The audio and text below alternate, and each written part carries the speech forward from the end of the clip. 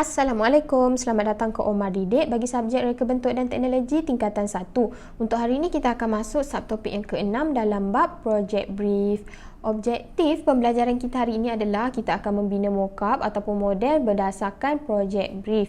Okey, sebelum tu kita kena tahulah apa itu mockup. Mockup ni adalah model olokan, iaitu mockup ni kita bina sebelum kita nak hasilkan model yang sebenar. Okey, so kenapa kita kena bina mockup? Kenapa kita tak hasilkan je terus model yang sebenar?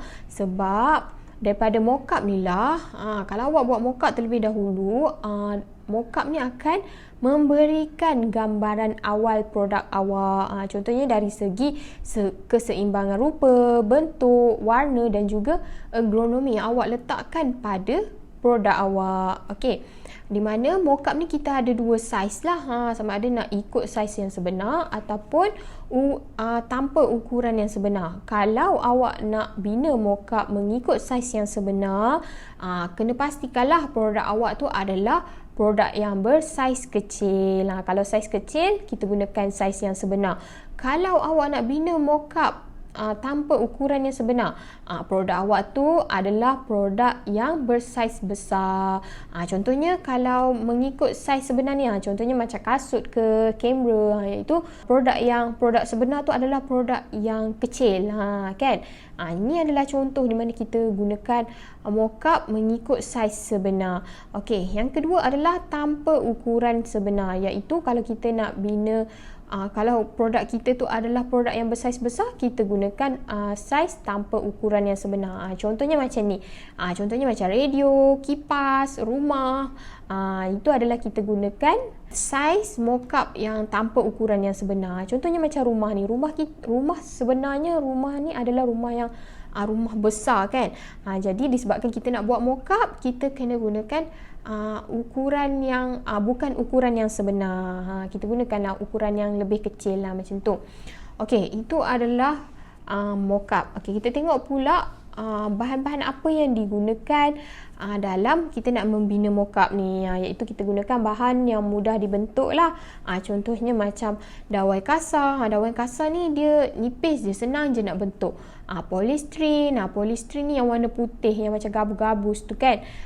Plasticine ataupun kita panggil tanah liat. Kecil-kecil kita selalu main tanah liat ni, kan, untuk kita nak buat macam-macam bentuk. Plasticine pun boleh kita gunakan untuk nak membina mockup. Okay, seterusnya adalah cardboard. Cardboard ni adalah macam kotak tu lah. Form ni contohnya macam yang mak-mak awak gunakan untuk nak cucuk-cucukkan bunga hiasan tu, kan. Itu adalah form. Dan juga adalah kayu. Kayu pun boleh kita guna untuk nak membuat mockup. Tak semestinya bahan-bahan dekat sini je, ada lagi. Iaitu kita boleh gunakan surat khabar, kita boleh gunakan fabrik terpakai, macam itulah. Okey, itu adalah bahan-bahan yang kita guna untuk nak membina mockup. Okey, seterusnya kita tengok pula model. Okey, model ni terbahagi kepada dua lah. Kita ada model separa berfungsi ataupun kita panggil sebagai model blok pun boleh. Yang kedua adalah model berfungsi sepenuhnya. Kita ada dua, ingat, model separa berfungsi dan juga model berfungsi sepenuhnya.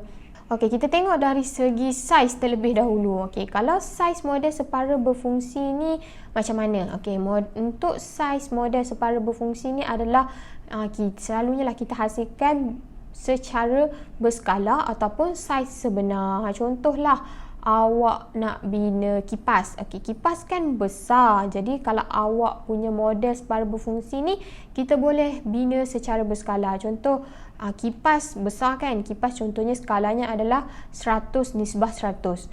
Jadi kalau awak nak hasilkan model separa berfungsi, kita boleh gunakan skala 20/100 ke, macam tu, dengan berskala. Ataupun awak nak gunakan saiz yang sebenar pun boleh, tak ada masalah. Okey, kalau dari segi model berfungsi sepenuhnya ni pula macam mana? Okey, untuk saiz model berfungsi sepenuhnya ni adalah dibina menyerupai objek yang sebenar. Kalaulah objek awak tu tinggi awak, jadi model berfungsi sepenuhnya ni pun akan besar macam tinggi awak. Dan juga model berfungsi sepenuhnya ni dia akan berfungsi mengikut tujuan sasaran. Contoh awak nak bina kipas, kena pastikanlah kipas tu mengeluarkan angin, macam tu.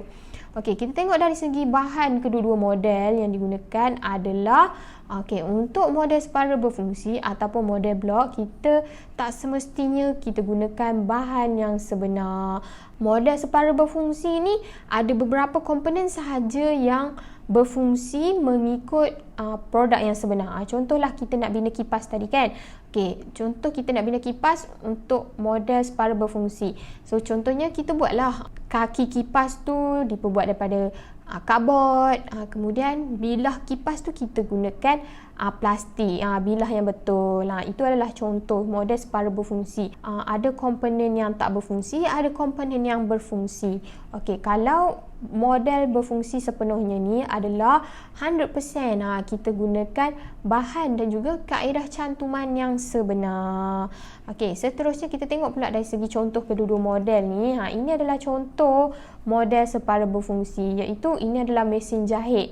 Mesin jahit ni kalau kita tengok dekat sini ada beberapa komponen sahaja yang berfungsi macam produk yang sebenar kan. Contohnya macam benang ni, kemudian tempat jahit ni, itu adalah komponen yang sebenar. Begitu juga dengan kereta ni. Kalau kereta ni kita tengok dekat sini, dia menggunakan model separa berfungsi hasilkan secara berskala, sebab kereta yang sebenar adalah kereta yang besar kan. Disebabkan nak bina, sebab kereta tu terlalu besar, kita gunakan secara berskala. Contohnya macam kereta tu nisbah 100%, kita gunakan nisbah 20%, macam tu, supaya kereta ni nampak lebih kecil untuk dijadikan sebagai model. Okey, itu adalah contoh model separa berfungsi. Okey, kita tengok pula model berfungsi sepenuhnya. Okey, pernah tak awak jalan-jalan dekat mall, lepas tu awak nampak ada kereta 2-3 biji dekat mall tu kan.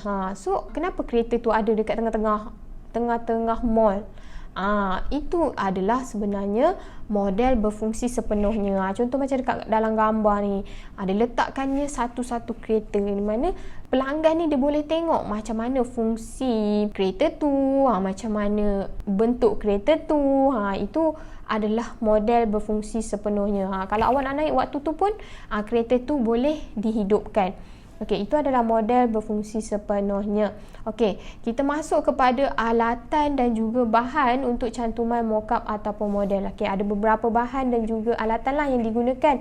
Contohnya seperti pistol perekat panas ataupun kita panggil sebagai hot glue gun, perekat kayu, super glue, gam pipe PVC dan juga benang dan juga jarum. Kita gunakan alatan-alatan seperti inilah.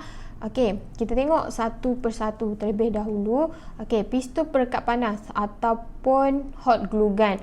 Okey, hot glue gun ni selalunya kita gunakan bekalan elektrik lah. Contoh macam kat dalam gambar ni, kita cucuk pistol perekat panas kita ni pada plug untuk kita nak hidupkan pistol perekat panas kita, di mana macam mana ianya berfungsi. Okey, kita masukkan rod perekat pada pistol kita, pistol perekat panas ni, kemudian kita biar beberapa saat, biar pistol perekat panas ni dia panas. Lepas tu pada bahagian hujung ni dia akan panas lah, pada bahagian hujung ni dia akan panas. Kemudian rod perekat panas tu dia akan cair sekali. Dia akan cair pada hujung muncung pistol ni. Lepas tu kita picitlah picu ni. Kita picit picu ni supaya gam yang kita masukkan tu dia keluar. Okey, di mana kita gunakan pistol perekat panas ni, bahan yang sesuai digunakan bersama-sama dengan pistol perekat panas ni adalah plastik, mounting board dan juga cardboard. Okey, itu adalah pistol perekat panas. Kita pergi kepada alatan dan bahan yang seterusnya adalah perekat kayu. Okey, fungsi perekat kayu ni adalah untuk kita nak cantumkan dua atau lebih permukaan. So, fungsi perekat kayu ni dia macam gam lah. Gam.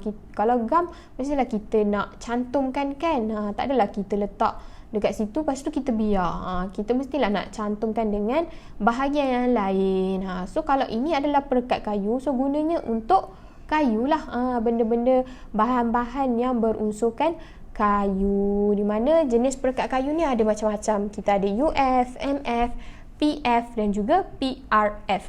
Okey, itu ada pekat kayu. Kita tengok pula gam pipe PVC. Okey, gam pipe PVC ni fungsi dia adalah untuk kita nak menyambung mockup ataupun model yang menggunakan pipe PVC yang tidak berulir. Okey, tidak berulir tu yang ini contoh yang berulir. Kita tak gunakan gam pipe PVC pada yang berulir macam ni. Yang kosong macam ni je kita gunakan gam pipe PVC. Okey. Di mana gam pipe PVC ni terdapat dalam dua bentuk lah. Kita ada cair dan juga dijual dalam tin. Gam pipe PVC ni dah ada macam-macam saiz lah. Okey.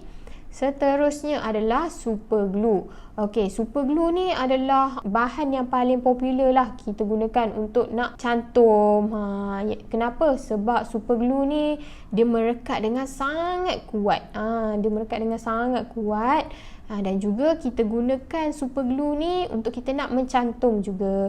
Untuk kita nak cantum permukaan pelbagai jenis bahan. Kalau super glue ni kita guna untuk macam-macam bahan pun boleh. Contohnya macam plastik, fabric, mounting board dan juga kayu. Macam dekat dalam gambar ni, kita gunakan super glue pada fabric. Okey, seterusnya adalah benang dan jarum. Di mana benang dan jarum ni kita gunakan kalau mockup awak tu adalah awak gunakan fabric. Kalau awak gunakan bahan fabric, awak bolehlah gunakan benang dan juga jarum ni. Contohnya macam ni, iaitu benang ni kita gunakan untuk kita nak mencantum. Contoh macam ni, kita cantumkan antara fabric untuk nak mencantum, ataupun kita nak hasilkan corak yang menarik pun boleh dengan menggunakan benang ataupun jarum ni. Contoh macam ni, kita sulam dia pada fabric. Okey, jadi itu saja pembelajaran kita untuk hari ini. Terima kasih.